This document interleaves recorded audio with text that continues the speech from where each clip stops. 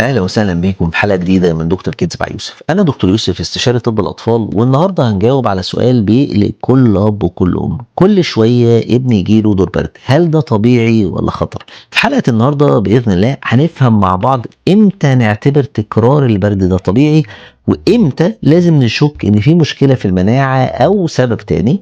ايه التحاليل اللي ممكن نحتاجها ونصائح عملية تقلل تكرار العدوى؟ خليكم معايا لاخر حلقة مهمة جدا جدا بالذات في موسم الشتاء ده. يلا بينا نبدأ.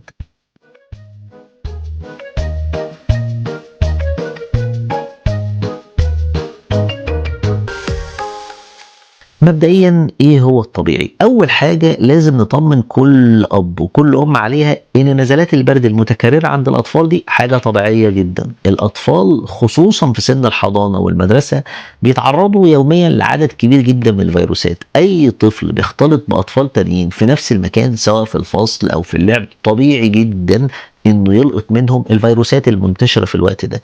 الدراسات بتقول ان الطفل ممكن يجيله من 6 ل8 نزلات برد في السنه، واحيانا بيوصل اكتر من كده خصوصا في اول سنه بيدخل فيها الحضانه. ده مش معناه ان مناعته ضعيفه، بالعكس ده معناه ان مناعته لسه بتتبني، وكل مره جسمه بيتعلم يقاوم فيروس جديد.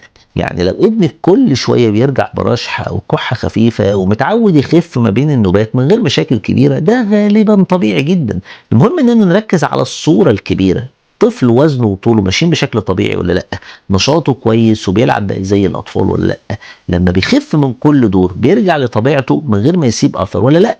هنا احب اطمنكم ان ادوار البرد المتكرره دي مش دليل على مشكله في المناعه زي ما ناس كتير بتخاف، ولكنه جزء من رحله بناء المناعه الطبيعيه بتاعته. طب يا دكتور امال امتى نقلق؟ بعد بقى ما اطمنا ان نزلات البرد المتكرره دي ممكن تكون طبيعيه، لازم نسال نفسنا سؤال: امتى الموضوع ده يخليني اقلق وافكر ان في حاجه تانية؟ هنا في شويه علامات لو ظهرت لازم ناخد بالنا. اول حاجه هي مده المرض. لو كل دور برد بيطول جدا، يعني بدل ما ياخد اسبوع ويروح بيقعد اسبوعين وثلاثه من غير تحسن واضح، هنا محتاجين وقفه ونشوف ايه اللي بيحصل. تاني حاجة حدة الأعراض، يعني لو مع كل دور برد بيكون في حرارة عالية جدا، كحة قوية جدا بتأثر على نوم الطفل وعلى تنفسه، أو الطفل مش قادر ياكل ويشرب كويس، هنا لازم دكتور متخصص يشوفه وهو اللي يحدد فيه مشكلة ولا لأ. تالت نقطة المضاعفات المتكررة، يعني الطفل كل شوية بيتحول من دور برد عادي لالتهاب رئوي أو التهاب أذن أو التهاب جيوب أنفية. هنا لازم نفكر هو في مشكلة أعمق زي مثلا حساسية صدر أو ضعف في المناعة ولا لأ. رابع نقطة النمو العام بتاع الطفل. لو الطفل وزنه مش بيزيد كويس أو شكله مرهق على طول أو نشاطه قليل مقارنة بزمايله، لازم ندور ورا السبب بتاع الكلام ده. مثلا مرة جالي طفل عنده 5 سنين، الأم بتقول لي كل شوية دور برد، لكن لما راجعنا التفاصيل لقينا إن نص الأدوار دي بتتحول لالتهاب رئوي بيحتاج لمضاد حيوي. هنا ما كانش مجرد برد متكرر، كان عنده حساسية صدر واحتاجت علاج منتظم.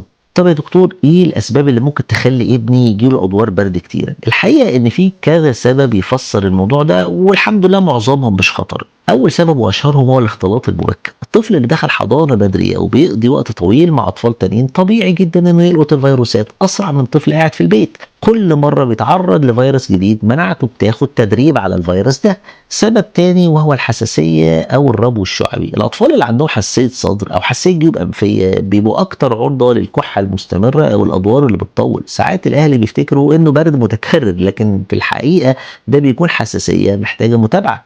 في كمان عامل مهم جدا وهو التعرض للتدخين السلبي. وجود مدخنين في البيت او حتى في نفس المكان اللي الطفل بيتواجد فيه بيضعف المناعه المخاطيه بتاعه الانف والصدر.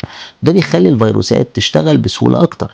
احيانا السبب كمان بيكون مشكله في المناعه نفسها، ولكن دي حالات نادره الحمد لله، بس بتبان اكتر لو الطفل مش بس بيجيله دور برد، لا ده كمان بيجيله التهابات متكرره وخطيره زي التهابات رئويه متكرره، خراجات في اماكن غريبه، التهابات جلديه قويه. مره شفت طفل الام كانت بتقول عنده برد طول السنه، لكن بعد ما سالنا لقينا ان الاب بيدخن في البيت باستمرار.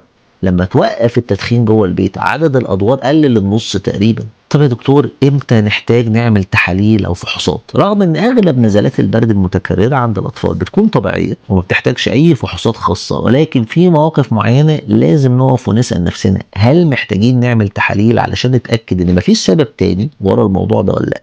لو الطفل بيجيله ادوار برد كتيره ولكن معاها التهابات شديده ومتكرره زي التهابات صدر او اذن وبيحتاج مضادات حيويه كل شويه، هنا ممكن نطلب تحاليل.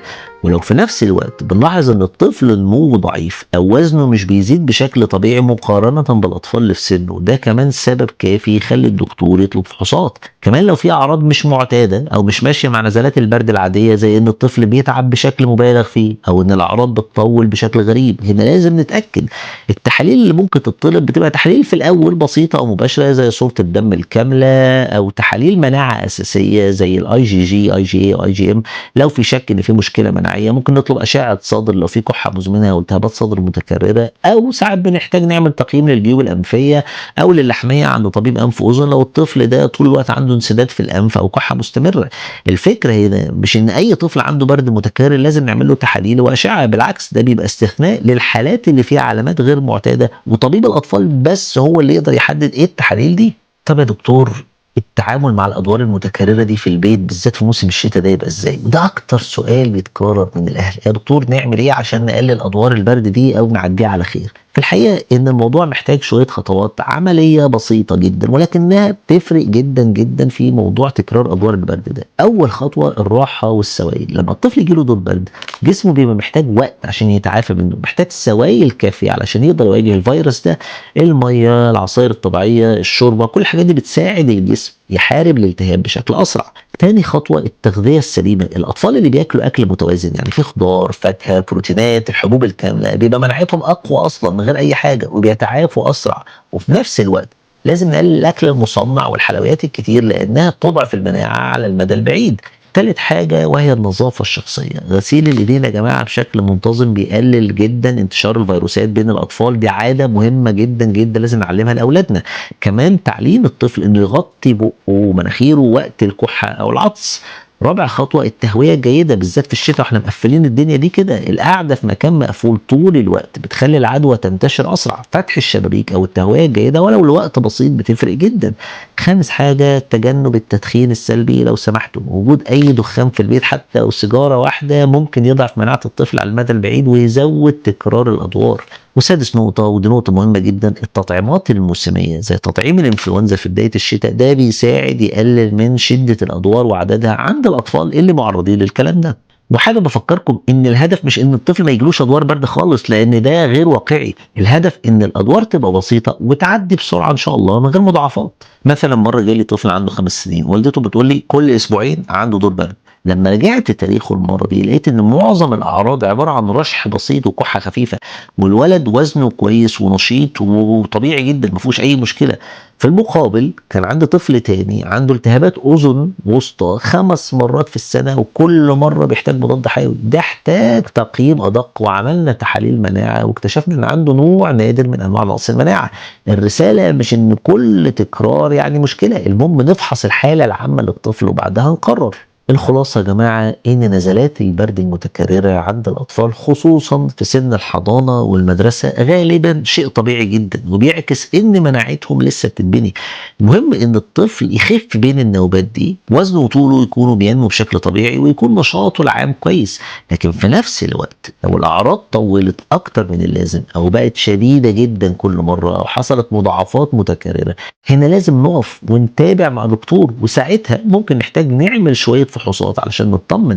انا عارف ان الموضوع بيقلق الاهالي جدا خصوصا مع تكرار الادوار، ولكن احب اطمنكم ان في الغالب ده طبيعي مع شوية خطوات في البيت زي التغذية السليمة والراحة والسوائل والبعد عن التدخين، الكلام اللي احنا قلنا عليه كله ده هتلاقوا ان شاء الله الفرق واضح. قولوا لي في الكومنتات هل اولادكم بيجي لهم ادوار برد كتير وايه اكتر حاجه بتتعبكم معاهم وقت المرض، وما تنسوش تشوفوا الحلقه اللي على الشاشه دلوقتي عن الفرق بين دور البرد والانفلونزا لانها مرتبطه جدا بالموضوع ده. ولو عجبتكم الحلقه اعملوا لايك واشتراك عشان توصلكم الحلقات اللي جايه. انا دكتور يوسف ودي قناه دكتور كيدز، اشوفكم على خير.